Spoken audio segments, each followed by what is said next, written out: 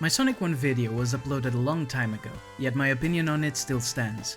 It was the perfect introduction to our favorite blue rodent, one that set the stage for competing against the likes of Nintendo's Mario. Sega immediately started thinking about making a sequel, as the first game was selling copies and consoles by the thousands worldwide. A lot happened to this game during its development cycle.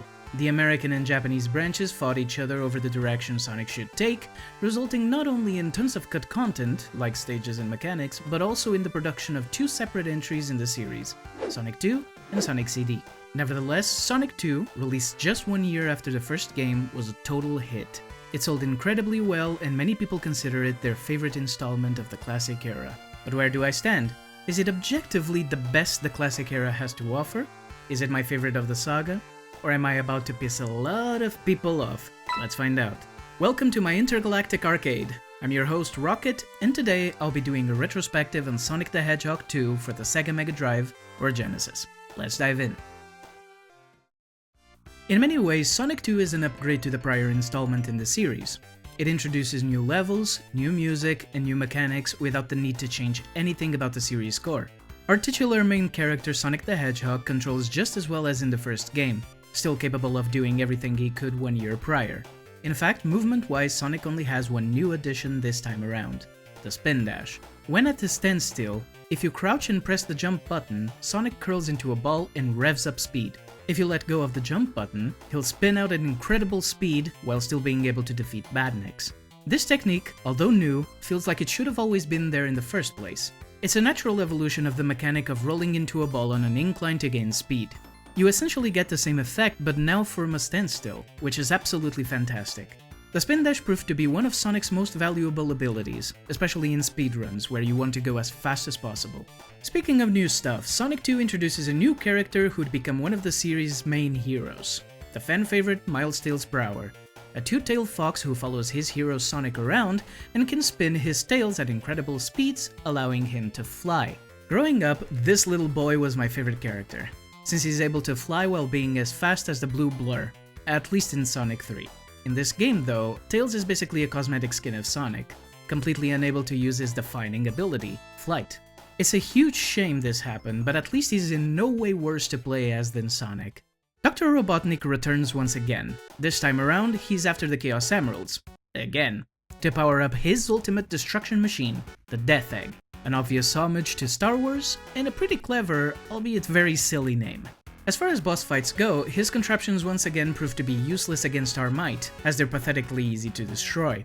However, there's one instance of the game having a pretty steep difficulty spike thanks to this asshole. The last zone of the game, Death Egg Zone, is comprised of two boss fights, Mecha Sonic and the Death Egg Robo.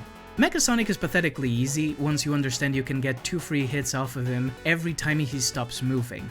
The problem is that every time you die to Death Egg Robo, you have to fight Mecha Sonic again, which wouldn't be as annoying if the latter wasn't this difficult. You have to defeat both of them with 0 rings and no checkpoints in between. Needless to say, I'm thankful I had the idea of playing on an emulator with save states, though I mostly used the save states for something else entirely.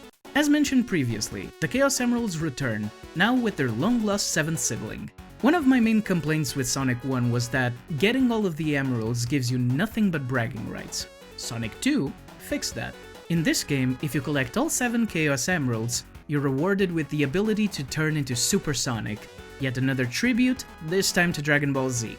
With the power of the emeralds, Sonic gets a new hairdo, turns gold, becomes extremely fast, jumps really high, is impervious to spikes, and completely annihilates enemies on contact. Now that's a prize. Much like in Sonic 1, to get a Chaos Emerald, you must first complete a special stage, although the method of accessing them is very different this time. You have to collect 50 rings and pass by one of the many scattered checkpoints in each level. A red and white circle appears above the checkpoint, and if you jump into it, you enter a special stage.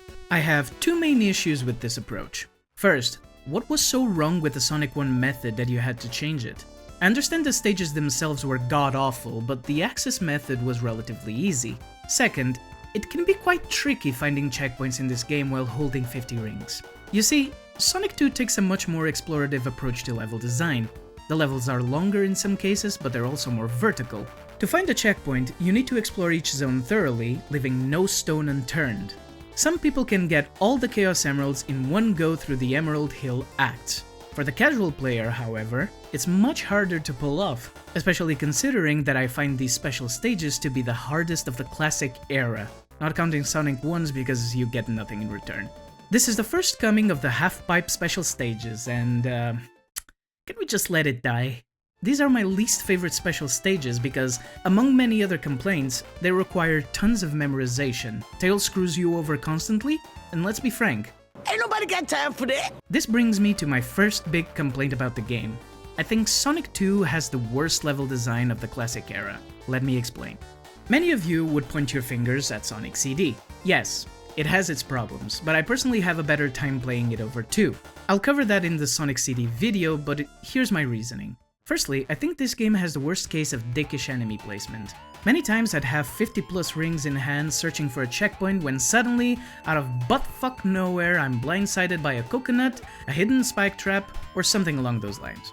The worst offenders in my opinion are Emerald Hill, Oil Ocean, and Metropolis, the latter being absolutely disgusting. This wouldn't be as bad if checkpoints were better placed. Secondly, the verticality of the level doesn't add much. Yes, you can go higher up, but why does that matter when the goalpost is almost always at the same height as the starting point? Verticality works in games like Metroid and Castlevania because different rooms lead you in multiple directions. Here, it feels like an excuse to hide checkpoints in harder to reach spots. Thirdly, the game can't decide whether it wants you to explore or go extremely fast. You have tons of incentives to go fast, bumpers, speed boosters, slopes everywhere, but if you want the Chaos Emeralds, you need to go slow, explore, and be extremely careful not to lose your rings. What do you want me to do, Sega? Fourthly, I have no idea why they scrapped Sonic 1's method of attaining emeralds. I think reaching the goalpost with 50 rings and jumping into a special ring is a much more effective reward system. In fact, so much so it would be restored in Sonic CD. Of course, this will only bother you if you're going for the emeralds, but if they didn't want you to get them, they wouldn't incentivize you to. The levels themselves, well, half are memorable, the other half aren't. Emerald Hill and Chemical Plant are great, but Metropolis, Sky Chase, and Wing Fortress are memorable for all the wrong reasons, at least to me. Horrible enemy placement in the first, control issues in the second, and the latter being ridiculously difficult with Supersonic. Seriously, avoid rings in Wing Fortress. Aside from that, one of the biggest pieces of cut content was a stage called Hidden Palace. Allegedly, you'd come here as a final challenge of sorts before unlocking Supersonic, but nothing ever came of it. Thankfully, it was restored in the 2013 mobile port by Christian Whitehead and included in every release after, like Sonic Origins. On another note, I was also a bit disappointed with the soundtrack this time. Some compositions are basically perfect, like Emerald Hill and Chemical Plant, while others leave a lot to be desired. Sonic 2's OST is my least favorite of the saga, by far. Visually, it's still the same Sonic we know and love. Vibrant colors, interesting locations, and this time, the stages have a lot more detail, especially in the backgrounds. If you play on an emulator, the colors may look a bit pale, but the game looks great when run normally. And with that said, it's time for the verdict. While in many ways Sonic 2 was an improvement on Sonic 1, in many others it feels like a downgrade. I think the game suffered a lot due to its development cycle, as both branches of Sega were butting heads constantly about what to do with Sonic. It led to tons of cut content and, in my opinion, a certain lack of identity or direction. It feels to me like the Japanese branch was much more interested in making an explorative game, while the American branch was more focused on platforming and speed, with different paths to reach the goal. Some of the decisions the team made were questionable, such as the new way to get into special stages or not having Tails be able to fly when controlled. But on the other hand, the spin dash was included, and although I didn't like a few stages, it produced some of my favorites in Chemical Plant and Emerald Hill. Nevertheless, I'm aware of how much people seem to enjoy this game. Some consider it to be the best 2D Sonic game. I just don't see it. Perhaps because I grew up with Sonic 3 and Knuckles, a much more refined game. I can see the good in it, but I also notice a lot of its problems, which leaves me at a predicament.